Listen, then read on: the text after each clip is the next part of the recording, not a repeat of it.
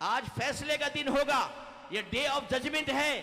جس کو آپ نے گالی دی تھی، جس کو آپ نے مارا تھا، جس کو گھور کر دیکھا تھا، جس کا حق دبایا تھا، جن کے مال دبا کر بیٹھے ہوئے تھے، جو اللہ تعالیٰ کے احکام کی نافرمانی کی، جو نبی کریم صلی اللہ علیہ وسلم کی نافرمانی کی، آج اس کے حساب کا وقت آیا ہے. بدن کانپ رہے ہوں گے، انسان پسینے پسینے ہوگا، جنت بھی سامنے ہوگی اور جہنم کو 70,000 فرشتے کھینچ رہے ہوں گے. اس وقت میں فرق پتہ چلے گا.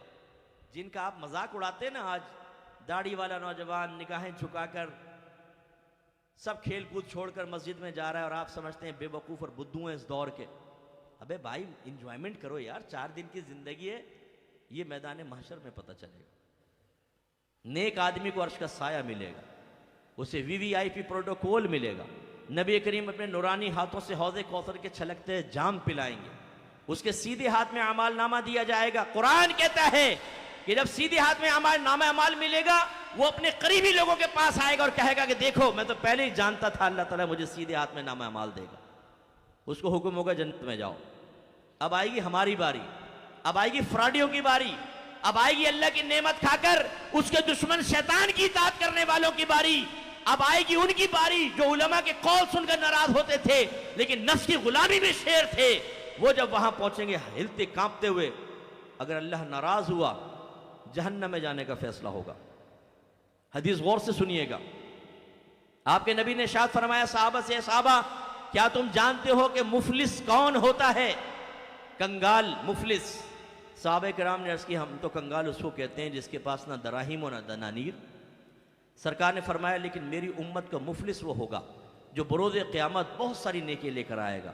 زکوٰۃ بھی ہوگی، نماز بھی ہوگی، حج بھی ہوگی، صدقات بھی ہوں گے، لیکن اس نے کسی کو مارا ہوگا، کسی کو گالی دی ہوگی، کسی کا حق دبایا ہوگا، کسی کے ساتھ اور دوسرے معاملات کیے ہوں گے، تو اس کی کچھ نیکیاں یہ لے جائے گا، کچھ نیکیاں یہ لے جائے گا، کچھ نیکیاں یہ لے جائے گا، حتیٰ کہ اس کے نام اعمال میں کوئی نیکی نہیں رہے گی تو اللہ تعالیٰ اس کو جہنم میں ڈلوا دے گا.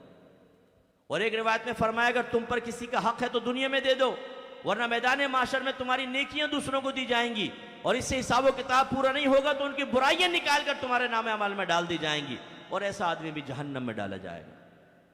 تو میرے بچوں، ہم مسلمان ہیں، ہم صحیح العقیدہ مسلمان ہیں. موت کب آئے گی ہمیں نہیں پتا. اللہ نے معاملہ مخفی رکھا ہے.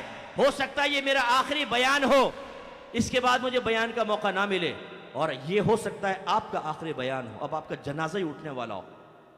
سوچئے پھر اللہ کی بارگاہ میں جا کر اس موجودہ زندگی کا کیسے حساب و کتاب دیں گے. خدا